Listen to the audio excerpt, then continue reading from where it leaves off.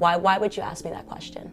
So You're you can calling run. me a racist. Okay, so You're actually well beyond time. well, she's making herself a victim and pretending that I came here and called her a racist. I really love the clip that we're about to watch because it's one of the greatest catfights on the internet and also a great example of a really skillful debater versus, and there is a lot here. So with that, let's get into the clips. You know, we had received so much interest over a period of time in this sort of youth Black conservative movement. It felt like we really wanted to harness the power and the opportunity and invite everyone to DC, first and foremost, to bring them to conservative ideas. A major hurdle that the Black community faces is not having the resources to get to different ideas and sort of being locked inside of a bubble. And having them listen to speakers that they perhaps haven't heard before, Dr. Ben Carson, Larry Elder, people who are routinely mocked in our community. So this is the first ever opportunity to do that in DC. And we're really excited that it's happening this weekend. In the past, the conversation was almost so intellectual that it was hard for people to digest and process and to understand. And because the left had won the culture war, it was easy for them to mock them, you know, to see a skit where perhaps Dr. Ben Carson or Dr. Condoleezza Rice are being mocked.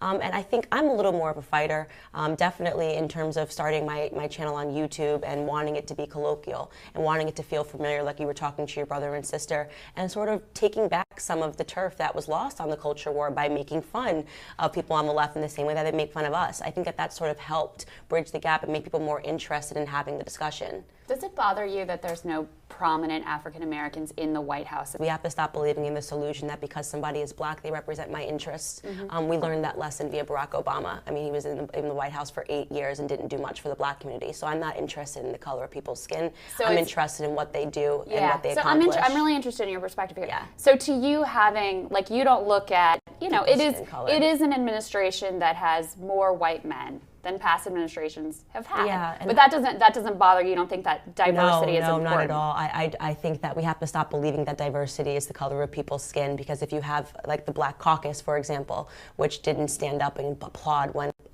Trump announced that we had the lowest ever unemployment in the Black community, that's concerning to me. So a big part of the conversation that we open is in making people understand that that's an illusion that the left has sold, that somehow because somebody matches my skin color, because somebody matches my gender, they have my best interests at heart. Our friend Crystal has just made a fatal error here. She's done the lib thing and criticized the fact that there are too many white men in office. To Candace Owens, expecting that she maybe has to agree because she's Black. And for some reason, I think she actually thought that that was a good point at the time. And that was a very important part of the context of this debate and not something that Candace will forget soon. And at the end of the video, she is going to make her pay for that. Now, just observe in the coming clips how relaxed and poised Candace's temperament is. Something that she basically maintains the whole time, whilst at the same time observing the gradual deterioration of Crystal's clear act. The whole, I'm just so interested to hear your perspective and I find you so interesting. Her contempt for Candace just slowly brings out her true leftist colors and starts to melt away the facade that she's putting on until she goes full mask off. So Candace, I do want to ask you about news of the day. Obviously, we have all these explosive devices that have been sent to prominent critics of this administration. Right. And in a tweet, you originally said you thought there was 0 chance conservatives sent bombs. I think you took that tweet down. Yeah. But you later added, it isn't conservatives that are chasing people down in offices and restaurants. It isn't conservatives that have weaponized sexual assault as a means to political gain. I stand by my opinion that when it comes to political violence, the left is the likely culprit. That's correct. So we've seen that. So you think that it was the left or Democrats who sent these pipe bombs? I think we're all entitled to have an opinion. We don't have any facts surrounding this, and Twitter is a venue where you're allowed to express your opinions and beliefs. And but just to be clear, so that's not based on any facts. That's just your Of course, it couldn't possibly be based on facts. We don't have any evidence other than the fact that they're investigating it. But I'll go to Candace's. I do want to finish this by just saying that it is my belief, when you take a look at the conversation, the things that have gone on and the increasing violence that's gone on, it has purely been a leftist tactic to stall things, delay the administration, and to fearmonger. So as a matter of opinion, I do believe that when we get to the resolution, the bottom of this, and we do have facts, we're going to say that this is orchestrated by the left, but by no means is that opinion rooted in any proof, because we don't have anything yet to go off of. I could certainly point to Charlottesville. I could point to other acts that happen. I could point to Dylan Roof. I mean, there's certainly acts of violence. journalists that have come from not a conservative. But do you see how far back you have to go to do that? ago. Charlottesville? Yeah, that's literally starting at the beginning of his administration. Look at all of the things that have gone on. I don't want to have this debate because ugliness can come from both sides. No, I'm just saying that you brought it up. But I do want to ask you, though. I'm just answering the question. Yeah.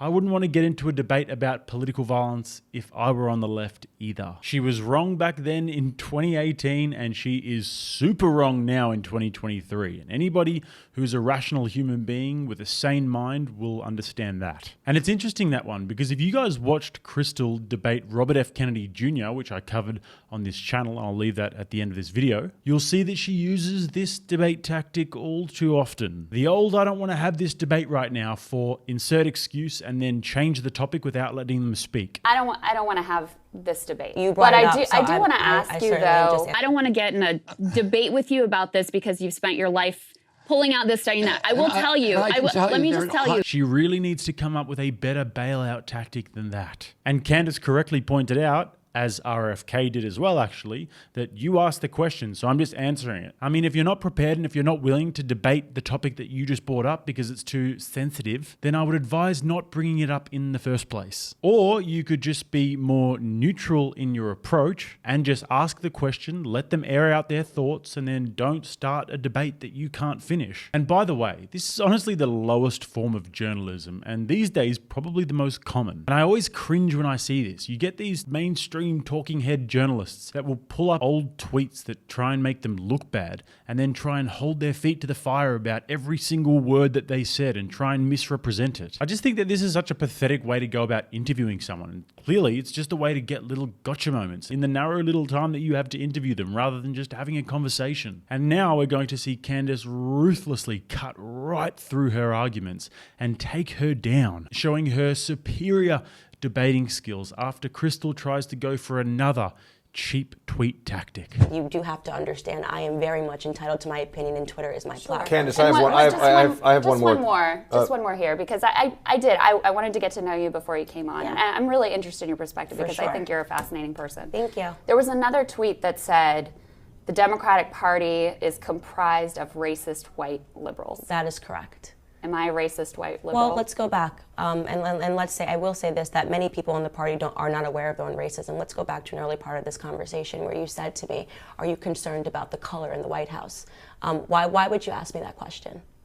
Because you speak about black issues. No, but why would you ask me? But let's get to really the nucleus of this. Why did you ask me that question today? Because why did you feel that I needed to be concerned about that? Because you're bringing a whole group of young African-American leaders to the White House. Okay, so this is something that I talk about often, is that in many ways, what liberals don't realize that you put on that, the racism and the conversations that we have. So you're saying I'm a racist? You haven't let me finish my statement. You keep cutting me off. Go ahead. Okay? The emphasis that you place is always on having a discussion about race, okay? You guys are insistent on having a conversation about race and telling us that we should see, and implying that we should see race everywhere, and I don't agree with that. If you don't look at me according to the color of my skin, you would simply ask me how I thought that Trump was doing as a president. But instead, you try to drum up a conversation that's surrounded by race by asking me, are there enough black people in the White House? You're bringing a whole group of young black leaders to the White House. Color, and clearly I don't. That's something that's important to you. But why are you talking about? Then why make it that you're going to bring young black leaders to the White House? I mean, this is sort of absurd. Because the media, this is absurd. You're bringing this group to the White House. It's not absurd. I'm making perfect sense. You're just not following the logic. I just want to be clear. Yeah. I just want to be clear. I'm trying to be extremely clear with you. I know. Bringing the black conservatives to the White House. But you view me as a racist white I think liberal. that you're not. First off, you put those words in my mouth, and you keep saying it. So you tweeted it. I said that the Democrat Party is comprised of racist white liberals. Is every person in the party racist? No, but you're not aware of the fact that you put these racist tones out into the media. This is why we have to bring the black conservatives to the president, because you create a narrative when you're on TV like you did today. Got her so good, and the wheels are starting to fall off now. And this was literally just a matter of turning the mirror and exposing her hypocrisy. And Crystal really does not respond well to this. And if it wasn't clear by now, this is not a good debate performance, and she walks herself right into a landmine here. Why would you bring up the topic of racist white liberals when you yourself, a white liberal, just a few minutes ago exemplified that notion by bringing up the color of people's skin, as if that's an all-important factor in when choosing a cabinet. Completely missing Candace's point, by the way, and her whole worldview for that matter, and instead seeing it through your woke lens and making it about you. Candace's point's pretty simple. Don't just vote a certain way because of the color of your skin, and don't be fooled by the propaganda put out by politicians telling you that they represent your interests because they have more people in their party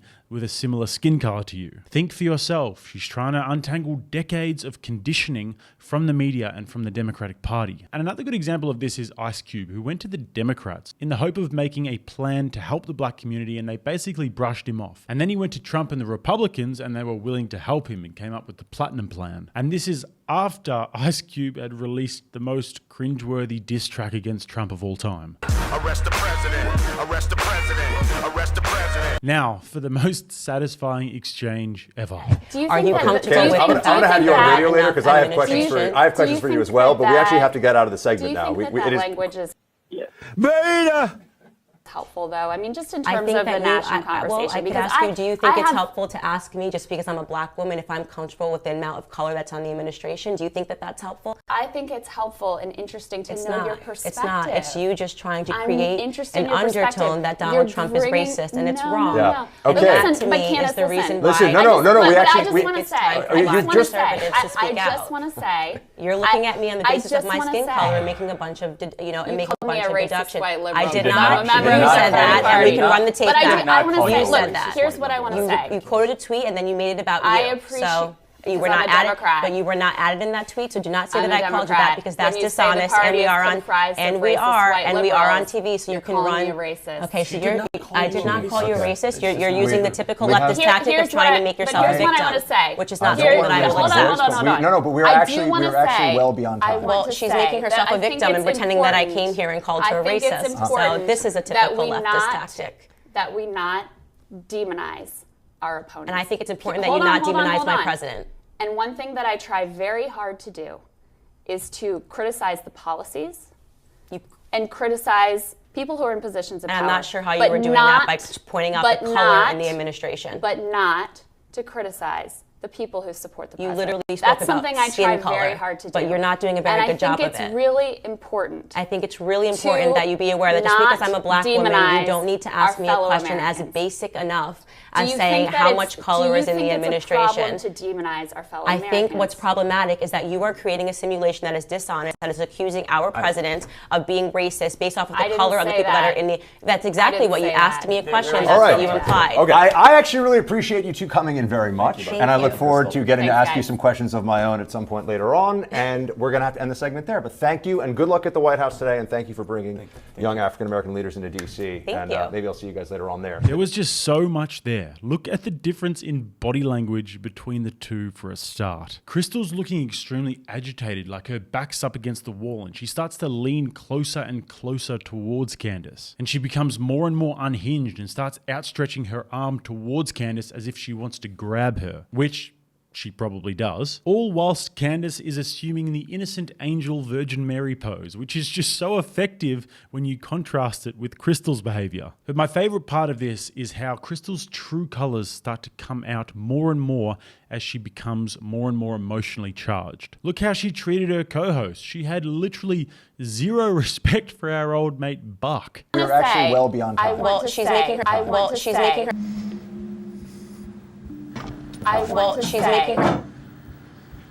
He's meant to be her co-host, her partner in crime, but she had her back turned to him, ignoring every one of his interjections as if he's not there. And that turned out to be a real error as well. She would have been much, much better off calling it a day and taking the L the first time he tried to save her career. So let me know your thoughts in the comments about that one. And if you guys want to subscribe to my other channels, we've got my Clips channel going now, which is just shorter form content. So all of my long videos broken down into chapters, and also my travel channel where we're making exclusive content from different cities around the world. And if you guys want to watch another video, click right here. Until next time, I'm Jake. This is Rattlesnake TV, keeping you armed and dangerous.